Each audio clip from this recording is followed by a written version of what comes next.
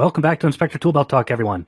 Today I'm going to call you a friend, Randy Lima from Integrity Home Inspections USA down in Memphis, Tennessee. How are you, Randy? I'm good, Ian, and thank you for having me, and the feelings likewise. Yeah. No, we were just talking before the show. I love working with you. We have a good working relationship there, and I think you're a great home inspector. And you're the perfect person to talk about our subject today. We're going to talk about becoming a successful single man operation. Because a lot of times on the show, we talk about how do you grow your business? How do you hire more inspectors? How do you do this and do that? Something that we don't talk enough about are single man operations and how to grow that to the point without taking on other personnel. Before we get into that though, Randy, can you tell us a little bit about yourself, your background, your inspection company, things like that? Sure, Ian. Well, I'm a 58-year-old guy, kind of an old feller. Just got into this about 3 years ago. I had spent about 28 years in the retail sector, but I was a fraud investigator. Worked for the world's largest retailer, hiding out in Arkansas, and then I went to work for a dollar chain that well, they're putting one on every corner now. So, but I'd had enough of the corporate life, so it was time to do something different. And when you think about it, home inspections are not unlike investigations. You're researching, you're investigating, and you're documenting your findings, just like you would an investigation. Yeah, I mean, that's a fantastic background to have to get into home inspections. That's exactly what we're doing. Great. And so Yes, sir. what made you choose home inspections? Was it just the fact that it kind of related to basically an investigation? It's funny. It's actually my wife's idea because we had a home inspection on a house we bought just outside Memphis, a little town called Collierville, Tennessee, and this was, I don't know, 2015, I guess. And candidly, I just wasn't super impressed. uh, Mm. and the lack of technology, really, mainly. And then there were some electrical things that I thought these weren't things hiding behind walls. You know what I'm saying? So Hmm. cost me some money, and I thought, you know what, I think I can do that better with the right training, and so I did. I got professionally trained, and but it was really my wife's idea. Nice. The wives, they usually have the best ideas, don't they? Yeah. Amen. But Yes, honey. yes, honey, she's sitting in the background. Yeah. Um, it really is impressive the strides you've taken in just a 3 year period. I remember we started working with you right about the time that you started. We do your website and your SEO and online digital marketing stuff. And but obviously you've taken your business and you've run with it. And you said something interesting to me the other day that kind of started this conversation and why we wanted to have you on. Is you said, I'm not interested in doing X amount of inspections a week. I want to live life. And you raise prices, you raise the quality of your service, and you do all of these things, and you have no intention of ever growing past a single man operation. And I thought that was elegant and simple and beautiful. And because I remember I've always talked about I've gone from single inspector to small inspection company to, multiple inspection companies. The most fun I had in the industry by far was single man operation, driving around, eating at the best places, only worrying about myself, having fun. I felt like Han Solo. It was the most fun that I've had in the industry. And hour per hour, one of there's different ways to measure this. One of the most profitable because profitable per hour, I should say, depending on how you squish those numbers together. So there's a lot to be said about the single man operation. What's your motivation for staying a single operator? Number one, I want to control quality, and Hmm. I think no one. And this, don't get me wrong. If I were 20 years younger, I'd probably be looking to scale. Hmm. But I'm 58. I love what I do. I'm having a ball. Uh, I really don't want to mess that up. I'm making a really good living. I mean, we're turning down work many weeks. Um, so I've got what I want. I've got what I need, but I can control the quality. I think the other thing is I don't have to worry when I leave the office, so to speak. I'm off. I'm off. Hmm. I'm not dealing with employees and things like that. Employees are one of the greatest rewarding things you can ever have watching somebody grow, but then it also comes with some responsibility and a lot of additional workload and expense too. So Yeah, and that's, I guess, why I mentioned the hour per hour being more profitable. And I like how you said when you're off, you're off. When you have a multi-inspector company, you're never really off, because we've all had those times where it's like, oh man, 2 months ago there was this guy who went crazy because his well popped a leak, or his well tank popped a leak 2 days after we were there, and you're trying to calm him down. As a single man operation, maybe doing 200 to 400 inspections a year, depending on who you are and how much you want to do. That comes up once in a while. When you're a multi-inspector operation, every 2 months turns into every 2 weeks. The more inspectors you have, sometimes it's once a week, and then you're just dealing with a lot of problems. So I'm not downing one or the other, but I just think it's a beautiful thing to talk about, not just growing a big business, but being a successful single man operation. And I think you're right on par with a lot of other inspectors out there. There's a very, very good friend of mine. He takes every Friday off. I mean, can you imagine just even being in the regular workforce saying, you know what, I'm going to work X amount of hours a day, and I'm going to be home, and then I'm going to take a 3-day weekend every day for the rest of my working life. I mean, you can't really beat that. That sounds like a good life. It's funny you say that. So during the summer months, we have a place on the river, the Tennessee River. During the summer months, I do not take afternoon inspections on Friday. We've blocked that off. So you hit it on the head. That's exactly where I'm at.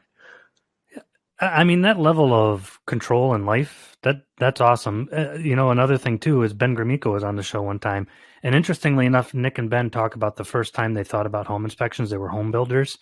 A guy pulls up on his Harley as a home inspector, kind of does this inspection on one of their houses, and then drives away on his Harley. And they both stood there and they're like, this looks like the best life ever. And you know what? It really is. And sometimes we get overwhelmed as home inspectors when we're a single man operation. And I think a lot of that pressure comes from ourselves rather. Like, oh man, I'm turning down work, as you mentioned. I shouldn't be doing that. So I need to work more to take on those jobs, or I need to take someone on now to help me handle this work. It sounds like you're of the mindset that you don't let the work dictate what you actually do. How you don't let your business run you, you run your business. If you don't mind me asking, how do you do that? How do you control that atmosphere? So a lot of it, of course, we have an online scheduler, and on our online scheduler, there's only 9 slots available for me every week. That's the most I'm going to take. The most I will do is 2 a day, Monday through Thursday, and then I'll do 1 on Friday morning. Don't work weekends anymore. When I first started, I did weekends.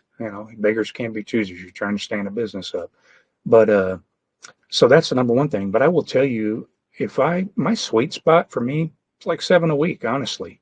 Um, I use a drone for roofs. So, when I come home, I got to unload the drone footage. I spend about an hour and 10 minutes on every reported home, model number, all that good stuff.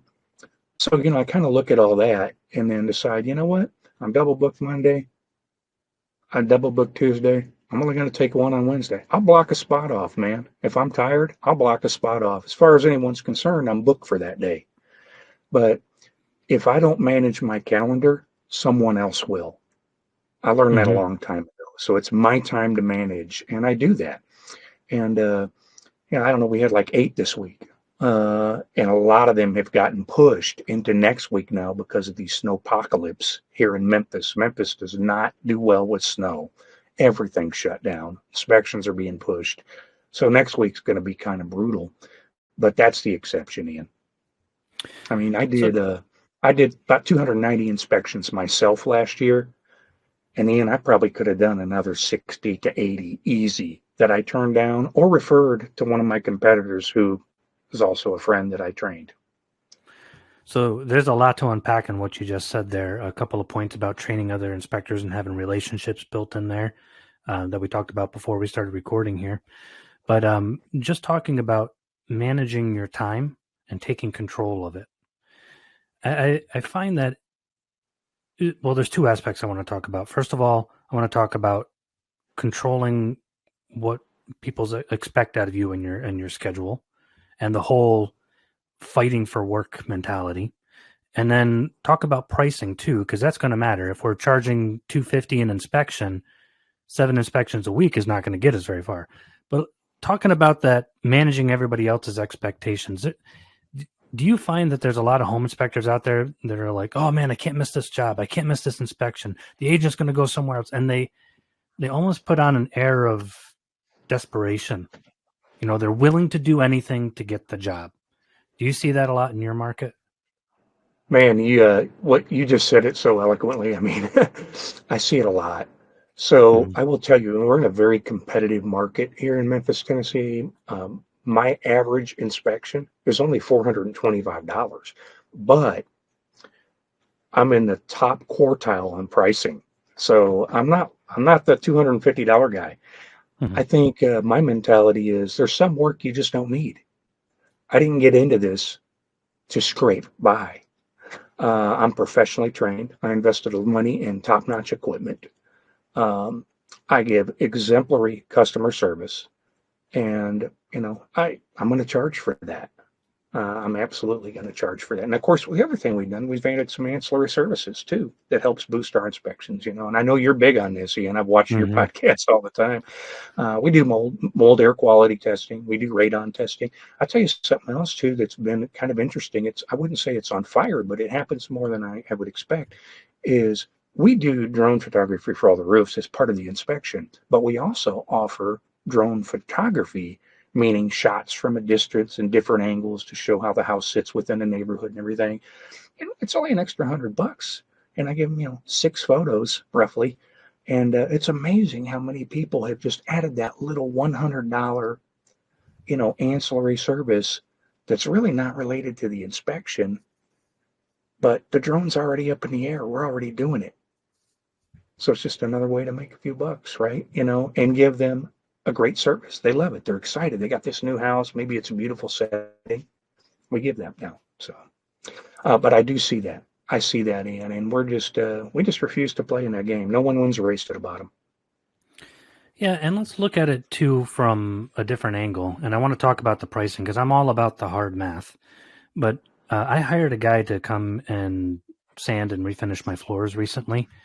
Interestingly, I started to do it myself, and then I'm like, I have to rent the equipment, I have to go and drive it. I'm just because I'm a DIYer. I love to do things myself to bring back my old construction roots. But so I hired a guy to do it, and called a bunch of companies, and some guys were like, "I'll be there tomorrow. Don't give it away." This, and they just seemed so desperate. And I don't know if they knew that they were coming off that way. And to me, I'm just like, that's not what I'm all about. And I was kind of picturing the people that would hire them. Maybe some slumlord be like, "Yeah, I need you here tomorrow," and they're stiffing them on pay, and their prices were low. And I'm like, this just feels weird. So I hired a guy who had the best equipment. He had a video showing his equipment. It was all dustless, or quote unquote dustless. They are able to catch about 95% of the dust, and I can actually confirm that. And they did a fantastic job. And he came over and he was confident, and he goes, "Okay, yeah, you want this done? We can do it. But, here's the deposit and here's the price." And that was it. He was confident. He was calm. He wasn't worried about just getting the next job. And that made me want to hire him. So he got me as a client, which I'm not saying that I'm the best client in the world, but, I paid up right away. I didn't try to haggle. He came in, he did his job. I didn't sit down and do the math and say, whoa, look how much money you made per day. I did afterwards, and holy cow, he actually made out like a bandit. But I want to get into floor sanding now. But ultimately, the price we charge and the way we project ourselves into the market affects how much we can charge and the clientele that we end up with. So the 250 guys in your market, 250 guys in my market, heck, there's guys in my market that are still doing $199. There's an air of desperation there, and that you can't make money. So you're $425 an inspection, right? Yeah, that's our average inspection. Yeah, and that's higher than the national average right now. The national average went down again. It's down in I think it's down like 375, 350. So you're above even the national average. And I know for your area, you're in the high end of the average. So Yeah, do and you a lot of find? that, thanks to you. Uh, we raised prices twice last year, $25 Oh, each time. nice. And, $50 is a lot when you do 25, 30, 35 inspections in a month. Oh yeah.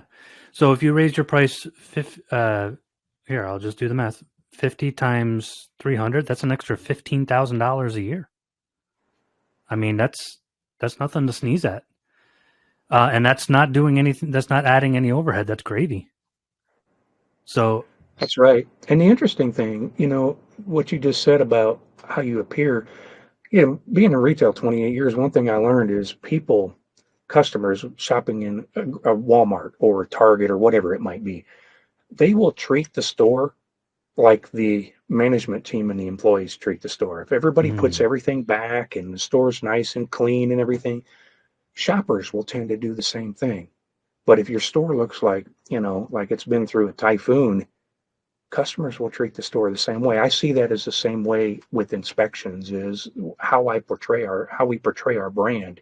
Here's another thing we started doing, Ian, was if I show up to a house and this, some people will disagree, and I respect that. I show up to a house and I do the inspection, but the water wasn't on, the electric wasn't on, the gas wasn't on. If I got to go back, I'm charging a return fee. And hmm that's not always positive, and I understand it's not the client's fault, but I'm also not running a 501(c). And time is money when you take up inspection slots. And if you explain that on the front side, and I actually have, when the email goes out, it tells them all this, the confirmation. It's in the agreement, which they have to initial, not just sign the agreement, but they have to initial these points. And nobody pushes back now because we've kind of established that as the norm. And I'm seeing even some competitors do it now as well. that is, first of all, I love your analogy of the people will treat the store like the management does. It's the difference between going into a Dollar General and then a nice department store. I've made fun of Dollar General my whole life. It looks like it got robbed every time you walk into one. That would go back to your old job, but um, it really is important that you set your own standard. Like you just said, you set the standard and other people follow. I see too much of us as an industry worrying about, well, what if I lose that job? Okay. And or what if this agent doesn't refer me? I'm like, if they're demanding that you do a lower price at a quicker pace on a time that you don't work, they do it now, they're going to do it again. And now they're running your business. So a lot of people think it's a luxury. It's really not. It's a mindset. When I was a single inspector, I did a lot of the same things that you did. I didn't work weekends. Matter of fact, we have not worked weekends in probably 18 years. And a lot of people are like, oh, you're going to go out of business. That's when real estate happens. I'm like, no, we didn't go out of business. We did really well. We have very few problems because the clientele that we get is usually people that are like, okay, you guys look like you know what you're doing. We want the best. We'll wait for you. We've had people extend their contract contingencies just to have us. And I'm sure you experienced the same thing because you're Randy. It's like, okay, Randy doesn't work Saturdays. He doesn't work Friday afternoons. You need to get him that Friday morning or you need to get him Tuesday afternoon. What do you do what do you do when you have an agent that kind of balks at that though? How do you handle that? One benefit is that because we book at such a high percentage of to fill, often filling, not always, but often, that's leverage for me because I can explain that to do that actually ends up costing me money because, I'm going to end up turning down another inspection that would pay more. And, again, and I said this to you too. People ask me what I do for a living, and I tell them all the time, Ian, I am in the relationship business. Mm-hmm. I just happen to do home inspections. And what I mean by that is if you build the relationships with the agents, the clients, brokers, bankers, whatever it is, finance people, um, people are more forgiving and more understanding when they know you, the person. And so to build our brand, I spent an unbelievable amount of time investing in relationships. So the truth is, I actually have agents that said, told my client, you're a little more expensive than some of the others, but you're worth it. And that's not me tapping myself on the shoulder. That's just feedback that I've actually received from Mm-hmm. clients. Funny thing too is talking about pricing is, you'll never believe what our average inspection, we break it down by referral sources, whether it's agent referral or if it's Google or if it's word of mouth or some other method. Our highest average inspection comes from Google. Now, most people think everybody on Google is a price shopper. And the truth is, that's not true. Some are, and you're not going to get those. I'm not going to be able to compete with that. But no one can sell it better than I can sell my own service when somebody calls. Excuse me. And so we get them hooked right on the first call, man. I'm sending out an agreement. Next thing you know, we've got a signed agreement and, the money's paid. But so it's not always about the money. Sometimes it's about the confidence that you show, and you alluded to that earlier. So I think it's just not been that big a deal for us. We have lost some, and that's okay. That is a fantastic point. Everything was, but the very last point you said, we've lost some, but that's okay. We're so worried as an industry about losing the inspection. I've always said that it's great when you lose an inspection because that probably was one that you didn't want. And the relationships are extremely important. And when you talk to your clients on the phone, you're building a relationship there as well. And then they're going to be more understanding. They trust you. I was going over the math with an inspector not long ago, and he wanted to go multi-inspector. And he's like, oh, man, but he was only charging $300 an inspection. He's burning the candle at both ends, going nuts. And I'm like, you really can't afford a new inspector at $300 an inspection. You have to split the commission with them, and then you have expenses and this and that. We did the math. He was going to end up making like $40 for every inspection that his inspector does. Wasn't really worth it. But now, as a single inspector, let's say we charged, I just took it for a round number, $500 per inspection. And let's say we did 7 inspections a week. At 50 weeks a year, 2 full weeks off, and 7 inspections in 3.5 days a week, we'd make $175,000 gross. I mean, that's more. That's a good living. That's more than an attorney makes. Most doctors don't make that much money, and you do it part-time. There's some glorious stuff to being a single inspector. 3.5 days a week, not a whole lot of liability to that. You can take your time, live your life. That's pretty awesome. And the other thing, Ian, too, is I take about 5 weeks of vacation every year. That's the other thing about, and I line up one of my buddies, Joe, Joe. I line him up and I just send everything his way. We don't exchange referral fees or any of that garbage. I think that's unethical. I refer him because he's good at what he does, but so I still take care of my clients, and he's not going to steal them. I don't steal his. We don't do that. It's a respect thing. But I take 5 weeks of vacation a year. I love it. You're making every multi-inspector company out there go, this sounds good. And there's nothing wrong with going multi-inspector. That's what I did. There's a lot of fun and there's a lot of profit in it. But it depends on what our goals are. There's no shame in being highly successful, well paid, and have tons of time off.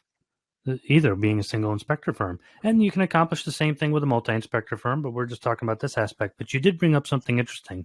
You brought up your friend Joe. Fantastic guy. I know him. Him and his wife, great inspectors. They started not long ago either. But why is it so important, if we're going to be a single inspector firm, why is it so important to build relationships with at least 1 or 2 other inspectors in our market? Why is that so critical? Man, I feel strongly about this too. I think there is so much snark in the inspection industry in some areas where competition's the enemy, and it doesn't have to be that way. So Joe, his wife was an agent for a nationally recognized real estate brokerage firm. And we got to talking, and she said, my husband's interested in this. Next thing you know, Joe's tagging along with me, and he's studying. He's, signed up for a course online and successfully completed the course. And of course, because he's licensed now. And it's awesome because, number one, I have a lot of confidence in him.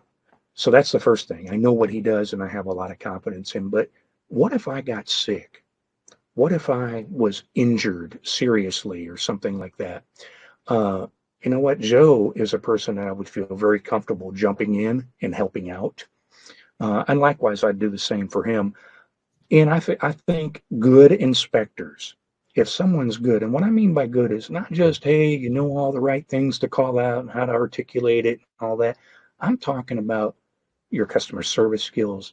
I'm talking about the little things like showing up, looking professional, being professional, Mhm. uh, engaging your clients, running a good operation, period, trustworthy, all those things. But more than any of them is that he cares. He cares about what he does and he wants to be the best. I'm the same way. That doesn't mean I am the best, but I strive to be the best. And I think that's good for our industry to have competitors like that. I've got a couple other competitors I'm very comfortable referring to, and I've gotten referrals from them as well. I Mhm. think good competition elevates the market. It does. It does elevate the market. You've probably, if you listen to the podcast, you've listened to Drinking with Jay, that segment. Um, Jay Wynn, he's always talking about that. Um, Both me and him have really good relationships with other home inspectors, and I know a lot of other inspectors do too. Whether we're single or multi-inspector firms, it's important to have good relationships with our competitors. But more importantly, when we're single inspectors, as you mentioned, you gave the example of, what if you get hurt? What if something happens? I remember one time, I think I got very, very sick. And I called another home inspector that I trust. I had built a relationship with him. He goes, Ian, I got you covered. Went and covered it, did it, never asked for anything back. And the next time he needed a favor, he didn't even ask. I offered, what do you need? I got you covered. Um, the more we work like that, it not only brings a better service to our clients, but it we create a network. We can't be an island. We're still only humans. You have something come up. Oh man, I forgot that radon test, and I'm on a road trip 500 miles away. You know, call Joe. Call one of the people you built a relationship with. I got you covered, buddy. Yeah, you got me last week with the water test or whatever it happens to be. If we're going to be a single inspector firm, go out to coffee with these guys. Train some of them. Don't worry about them muscling in the market. They're going to look to you as a leader in the market. I've always found that they're like, oh, well, I was trained by Ian. Oh yeah, we love Ian. That didn't hurt my business. That helped elevate my reputation. I'm sure you find the same thing. But how do you build relationships? Do you reach out to other home inspectors, and when you find them, do you take them out to coffee? How do you build those relationships? Yeah, so there's a gentleman here that owns the local home team franchise. And I just reached out to him. Well, let me back up. I guess I'd seen one of his reports that he'd done for a mutual friend. He'd done a report, and actually, I was very impressed with the quality of his report. I thought, man, this guy does a nice job. And so I reached out to him and introduced myself. And this was probably 3 months after I'd started. And just want to let him know I appreciate it, because it happened to be, it was while I was training to become an inspector where someone had called me. And I told them, I said, I'm not licensed yet. So they went ahead and hired him. And I just appreciated him for doing such a great job for this mutual, this friend. And one thing led to another. Now, he and I will periodically, once a quarter, go get breakfast or something. And we're competitors, but we'll talk through the business. The other thing about having these friends in the industry is when you want to bounce something off of them. Hey, Mm, I've run into this. You know how it is, man. You run into some, you think you've seen it all, and you run into some, you're like, my gosh, what in the world is this? How do I yeah. explain this? Here's my thought process. Am I crazy? Having someone to bounce that off of is really helpful. Yeah, I didn't even think about that aspect of things too, because sometimes we tend to be an island when it comes to that stuff, and that's why we end up posting things on the Home Inspector Facebook groups, and everybody grills you. But in reality, we can't we can't see everything, right? I remember there was this weird asbestos cylinder in an attic one time, and I just had no idea what it was. I had never seen anything like it. It was from the house in the early 1800s, and I sent it around to the network of people I knew. Nobody actually had seen it before except one guy, and he goes, "Oh yeah, I forget what it is at this point. That was 15 years ago." But he's like, "Oh yeah, this is what it is," and he sent us some information. All of us learned from it. I'm like, "Oh, that's cool," and it was unique to our area too. Like it wasn't like something you'd find in a lot of the U.S. So yeah, it creates a nice local network of home inspectors that you can rely on to bounce stuff off of. Oh, that's nice. Do you find that as a single inspector firm that you kind of have to redefine what you view as success compared to other inspectors? I do now. I mean, excuse me, I did when I first started. Now it's kind of second nature. I know what I want. And of course, you know, I use QuickBooks. I manage my expenses. That's uh, success to me is making a good living and having that work-life balance. Leading up Mm-hmm. to COVID, we had lost several friends through whether it was cancer or suicide or accidents, things like that. Mm-hmm. And then COVID hit, and it really caused my wife and I to look back at how we were doing things and what we were doing. And I'll tell you this, I don't share this a lot, but we sold because we were becoming empty nesters, we sold our 4-bedroom house in Collierville, Tennessee. Market was really good.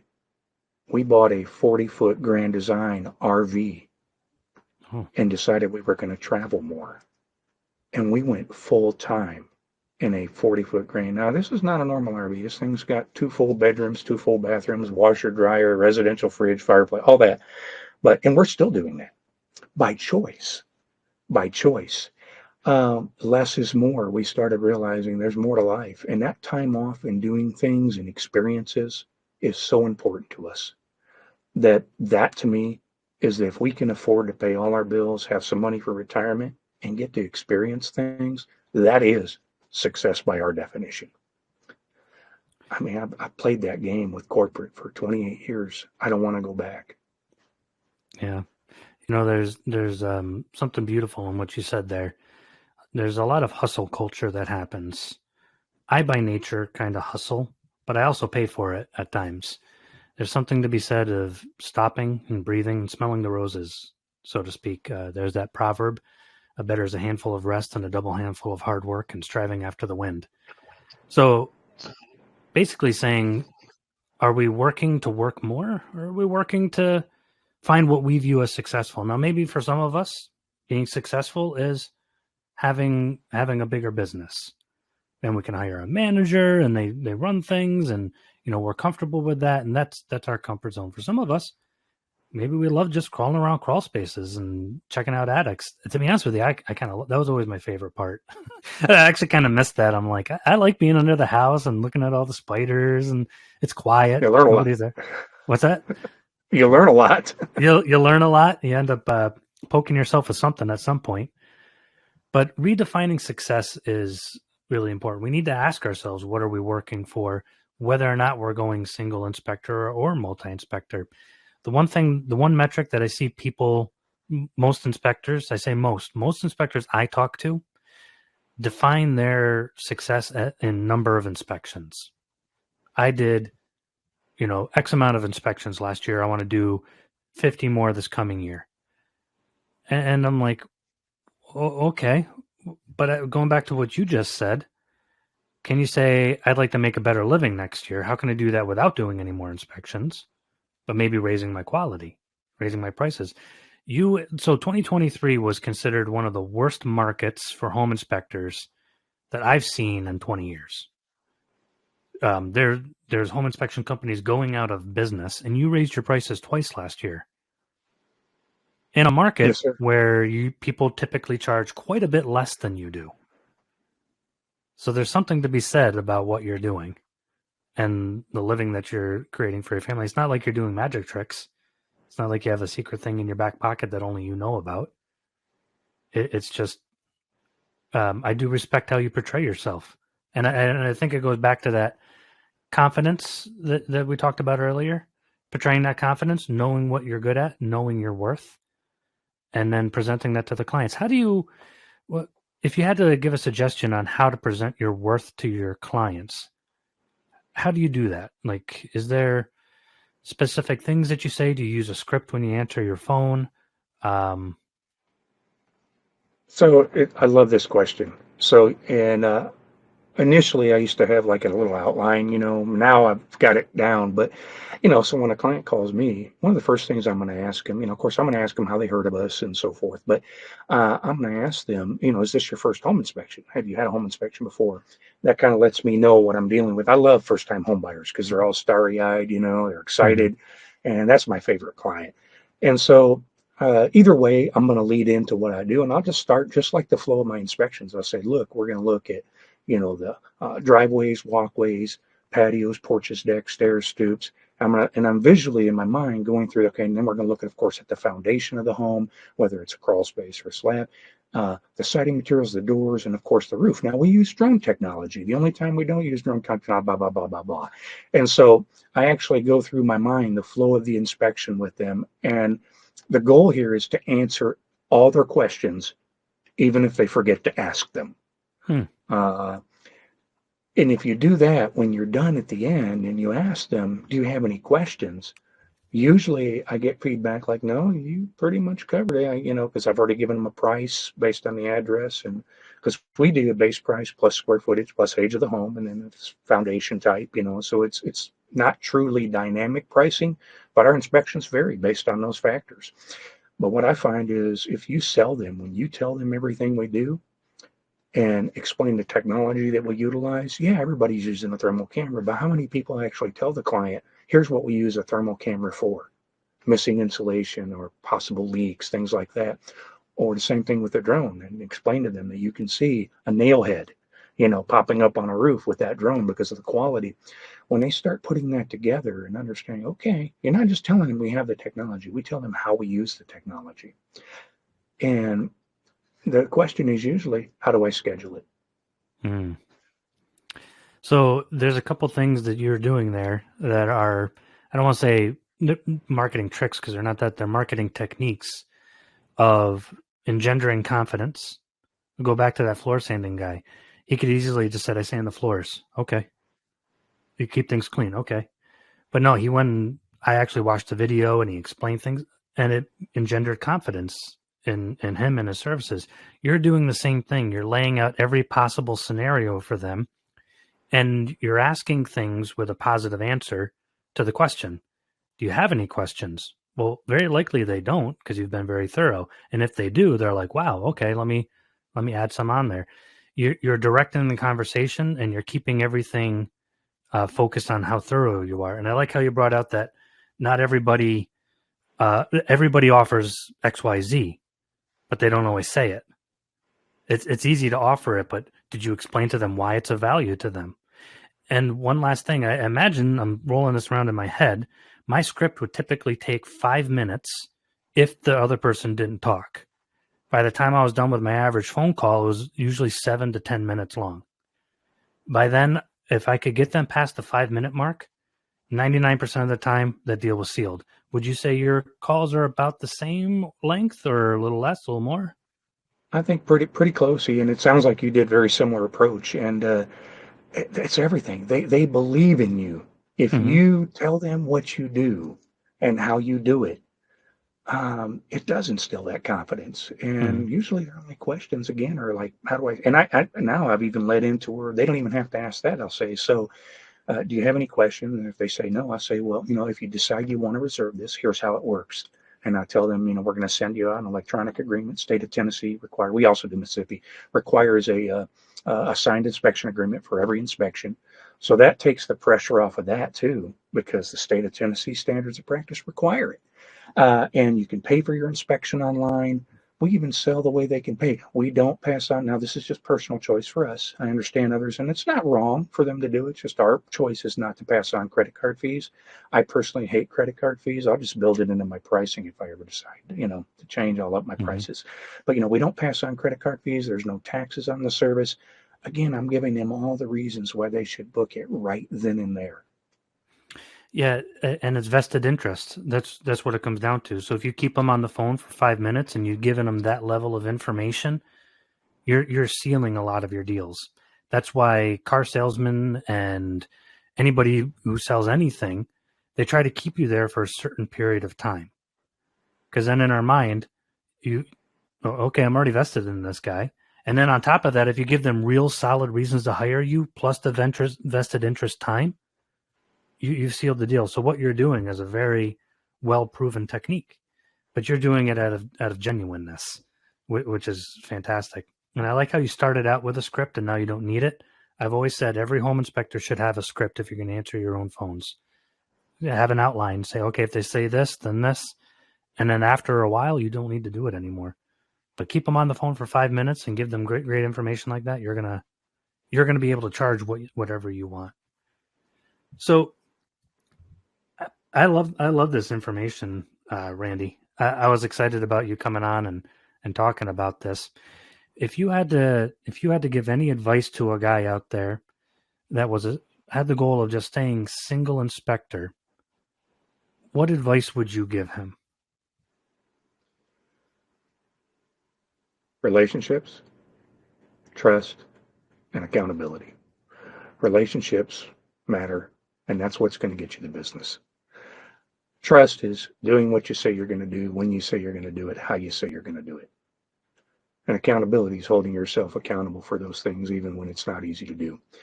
I would say diversify. You don't want to rely only on real estate professionals to give you your work. Mm-hmm. I think that's certainly, and we know what's going on with NAR and all that right now, certainly. But regardless, I've had that approach from the beginning. I don't want all my eggs in one basket. I think it's kind of like investing. You don't put everything in foreign funds or everything in blue chip, or you diversify. And like I said, Google has been a huge part of it. And you've been a big part of our success with the SEO in Memphis and how much Google work we get. I'll just tell you, our budget for Google is like $225 a month. We get easily $2,500 a month in work from it. Wow. So certainly Google is a great way to get work, but also everybody you talk to.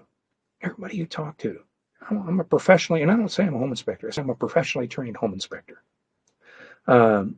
And that goes back to that confidence too. Oh, he's professionally trained. Well, the other guy might be too, but he's not telling anybody. He's keeping it a secret. Yeah. So shake a lot of hands. We did things candidly that didn't work. I did the real estate thing. Here's the thing. The dynamic of real estate offices has changed. So many of them are never in the office now. COVID exasperated that even more. I do a lot of real estate office meetings where I get invited, and something new I think I shared with you yesterday I'm going to do, and this has cost you almost nothing. You don't have to buy a fancy microphone or mixer or anything like that. Offer a podcast in your area once a month to talk about an aspect of home inspection and target real estate professionals. You could also do one that targeted home buyers. You just got to figure out how to get that in front of them. But that's a big deal when you invest in real estate agents. I mean, you'd be surprised how many real estate agents don't know the difference between a single hung window and a double hung window. They don't understand. And now you've just made them a better agent because they can sell, hey, these windows also come down from the top, and so when you train them and invest in them, they almost feel like, oh my gosh, this guy spent all this time. And I do this during inspections with agents all the time. I bring them along, and test new ones especially, and teach them and train them. That's what I would do, because that goes back to the relationship part. If you build relationships, you're going to do well because they're going to tell everybody. That's beautiful. I think that's a great way to end the podcast. Trust, or relationships, trust, and accountability. That's really the three hallmarks of a single inspector firm, or any company, really. Randy, thank you so much. Thank you for bringing up this subject to begin with. I think a lot of us might actually sit back and rethink maybe our goals with business a little bit after this one. It sounds like you're living a pretty awesome life at the moment, working as a single inspector firm. And kudos to you, and thanks for sharing this information with us. Thanks for having me in. Always a pleasure, sir. You're awesome. Talk soon. Thank you.